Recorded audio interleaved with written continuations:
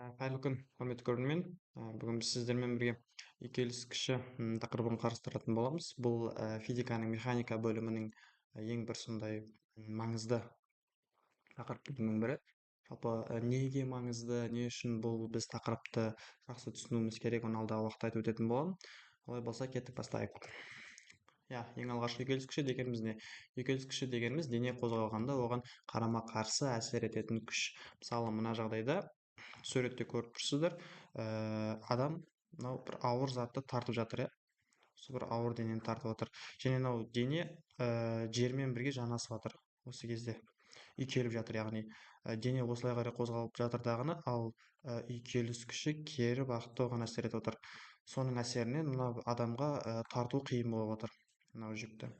Мінекей мұнда көрсетіліп тұр, яғни денеге қарсы әрекет етеді дене қозғалған кезде. Формуласы мю n. Мұнда бізде n дегеніміз ол реакция күші mg-ға тең. Сонда мына формуланы ашатын болсақ, мю mg. Ал мю дегеніміз ол бізде үйкеліс коэффициенті. Ол үнемі 0,1-мен, да? Или там 0-мен, точнее, 0 x 1-дің арасында болады. Ешқашанда 1-ге тең болмайды бұл үйкеліс коэффициенті. Және келесі, мынау енді күнделікті өмірдегі үйкеліс күшінің мысалдары. Физиканы ешқандай да қиындатып қажет жоқ, өйткені физика ол бізді қоршап жатқан айналамызда, қоршаған ортада болып жатқан құбылыстар. Сондықтан мінекей мысалы біз қарапайым жаяу жүрген кезде аяқтарымыз жермен үйкеліс арқылы біз жүре аламыз. Немесе көлік айдаған кезде де анау тежегішті басқан кезде бар ғой, үйкеліс күшінің әсерінен көлік тоқтайды. Жазған кезде де қаламымыздың ұшындағы кішкене шарик бар, сол қағаздың бетімен үйкеледі дағыны, бояу төгіліп жазылады. Немесе велосипед айдағанда да солай. Адамдар бір-бірімен амандасқан кезде де сезіледі ғой басқалардың қолы, сол секілді қолымыз үйкеледі.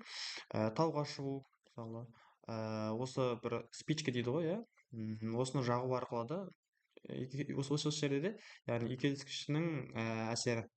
Яғни біз үйкеу арқылы мына бір күкіртке сол кезде жанатын болады. Міне футбол ойнаған кезде, немесе шаңғы тепкенде, және бір қандай да бір құтының қақпағын ашқан кезде. Енді келесі, физиканы негізі білмесеңіздер, өмір сүруге болады, бірақ білсеңіздер, лучше өмір сүресіздер. Оның мысалы адамзат баласы ең алғаш от жағуды үйренген кез. Тарих пәнінен оқыған боларсыздар, енді айтады, ең алғаш рет мынау найзағай етке түседі дейді. Сөйтіп піскен етті адамдар жеп, піскен еттің қандай тәтті екенін біледі дағыны, сосын от жағуды үйрене бастайды. Сол кезде мінекей ең алғаш осы от жағуды да үйкеліс арқылы. Мұнда мысалы көріп тұрсыздар, осындай бір адамдар жасап алған ғой ертедегі.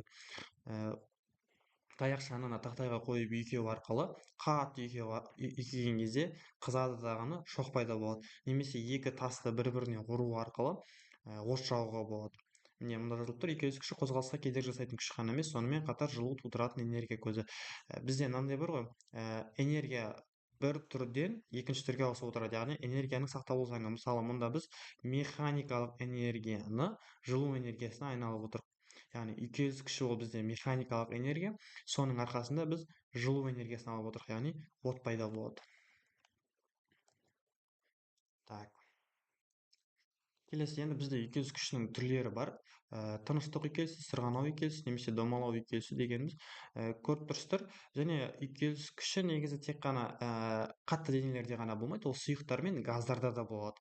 Енді сұйықтардағысы ол мында тұр суретте, өйткені ол сұйықтықта да бізде молекулалар бар, сондықтан олар енді орналасуы бір-бірінен алшақ болса да, бәрібір де үйкеліс күші онда жүреді. Тура сол секілді ауада да. Енді тыныштық үйкелісі, тыныштық үйкелісі дегеніміз, мысалы, біз бір орында тұрық. Мысалы, адам бір орында тұр. Так, адам суретін салып қояйық мында. Адам тайғанап құлап кетпеуі үшін мынау жерде оны тыныштық үйкелісі ұстап тұрады. Екіншісі бізде сырғанау үйкелісі. Дене бұл қозғалған кезде әсер етеді. Бағана айттық қой, қозғалған кезде қарсы болатын күш. Және домалау үйкелісі, енді бұл жерде үйкеліс күші өте аз, өйткені дене домалап кете береді, бірақ енді бәрібір де мысалы допты тебеміз ғой біз, алаңда допты тепкен кезде ол мәңгі бақи домалап кете бермейді. Бір сәтте тоқтайды. Неге? Өйткені оған қарсы екі күші әсер етіп отыр. Және оған тіпті негізі бар ғой, ауаның да екі күші әсер етеді. Өйткені ауадағы мына молекулаларға да соқтықсады ол, және мынау жермен жанасады. Жермен жанасқан кезде де оған екі күші әрекет етіп, доп өзінің жылдамдығын азайтып тоқтайтын болады. Так, қатты денелердегі үйкелістен айырмашылығы сұйықтар мен газдарда үйкеліс беттері арасында ғана емес, бөлшектердің бір-біріне қатысты қозғалуынан пайда болады. Бұл құбылыс тұтқырлық деп аталады. Иә, бұл енді бізде сұйықтықтағы үйкеліс кіші. Ал енді бізде өте бір қызықты сұрақ: ал егер үйкеліс күші болмаса не болады дейді. Үйкеліс күші болмаса, бұл өте қызық сұрақ. Өйткені біз айттық қой жаңа, үйкеліс күші ол бір түрі бар үйкеліс күшінің, яғни тыныштық үйкелісі деп, адамды бір орында ұстап тұратын. Ал егер үйкеліс күші болмаса не болады? Үйкеліс күші болмаса, адамдар бір орында тұрған күйінде тұра беруші еді, немесе мәңгі бақи, мысалы, мына адамды біз итеріп жіберетін болсақ және үйкеліс күші жоқ болса, бұл адам сырғанап кете беретін еді. Мысалы ойлаңыздар, бізге физика ағайымыз айтатын, ол кісі былай дейтін: таңертең тұрасыңдар, жуынасыңдар, киімдеріңді киесіңдер, мамаларың тұрады да сендерді мектепке қарай итеріп жібереді дейді. Итеріп сырғанап мектепке жетіп аласыңдар деген секілді. Бірақ үйкеліс күші болмаса, адам тоқтай алмайды. Өйткені бір нәрсеге жанасу керек қой, дене тоқтау үшін. Осылай. Және үйкеліс күші болмаса, сол адамдардың бәрі, тек қана адамдар ғана емес, көліктер, кез келген қозғалып жатқан дене бізде қозғалысын жалғастыра береді, немесе қозғалыс болмаса бір орында тұра береді деген секілді. Сондықтан үйкеліс күші ол өте маңызды. Ал енді сабақты енді бекіту үшін қысқара нұсқа, есептер шығарайық. Мысалы, мұнда дене горизонталь бетпен қозғалады. Массасы 5 килограмм дене, оның үйкеліс коэффициенті 0,3, үйкеліс күшін табыңыздар дейді. Бізде формула бар: F тең мю mg, иә. Осы формулаға саламыз. Мысалы, үйкеліс коэффициенті бізде 0,3 көбейтілген массасы 5, ал екінші өдеуін 10 деп алайық. Сонда 5 пен 10-ды көбейтеміз 50, мынақта 15 болады екен, Және екеуін көбейте салып 3 болады. 3-ті 5-ке көбейтсек 15. 15 ньютон деген жауап шығады. Келесі есеп, екінші есеп: 10 килограмм денені қозғалысқа келтіру үшін қандай ең аз көлденең күш керек дейді. Бізде масса берілген 10 килограмм, үйкеліс коэффициентін беріп қойыпты 0,4, және 3-ті сұрап тұр. Тура жаңа формула, мұнда да F тең мю mg, 0,4 көбейтілген 10 көбейтілген 10. Сонда 4-тен көбейтсек 40 ньютон болады екен жауабы.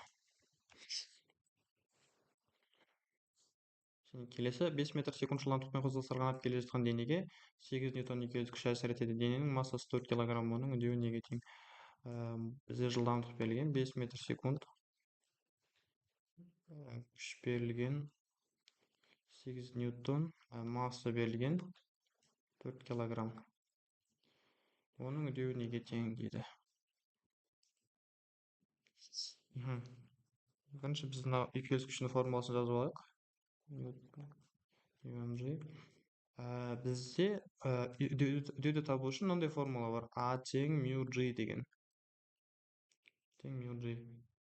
Сонда, бірақ бізге бұл формуланы қолдану үшін бірінші мюді табу керек, яғни үйкеліс коэффициентін. Сол үшін 8 тең үйкеліс коэффициенті массасы 4 килограмм көбейтілген 10. Сонда тең болады 8 бөлінген 40. Бұл 1 бөлінген 5, қысқартсақ. Сонда 0,2. Енді осында апарып қоямыз. 0,2-ні көбейтеміз 10-ға, тең 2 метр секунд квадрат. Жоқ, біз жылдамдықты қолданбадық қой, бұны қолданып керек пе?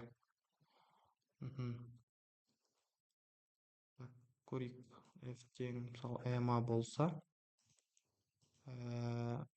M бітілген F бөлінген T десек, бізде уақыт бермеген ғой.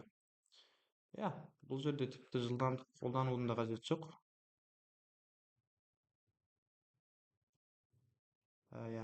Сонда жауабы бізде үдеу а тең 2 метр секунд квадрат болады екен. Достар, осымен біздің сабағымыз соңына жетті. Бүгін біз үйкеліскішін қарастырдық. Қатты бір қиын емес. Өйткені жай ғана үйкеліскіші не десе, сіздердің екі дене жанасқан кезде пайда болатын күш деңіз. Мысалы, бір дене қозғалған кезде оған қарама қарсы әсер ететін күш десеңіздер кетіп жатыр. Физика қиын емес, оны қиындатпаңыздар. Жай ғана ол біздің қоршаған ортада болып жатқан құбылыстар, соны түсініп ұғынсақ және кішігірім есептер шығарсақ болғаны. Рахмет, сау болыңыздар.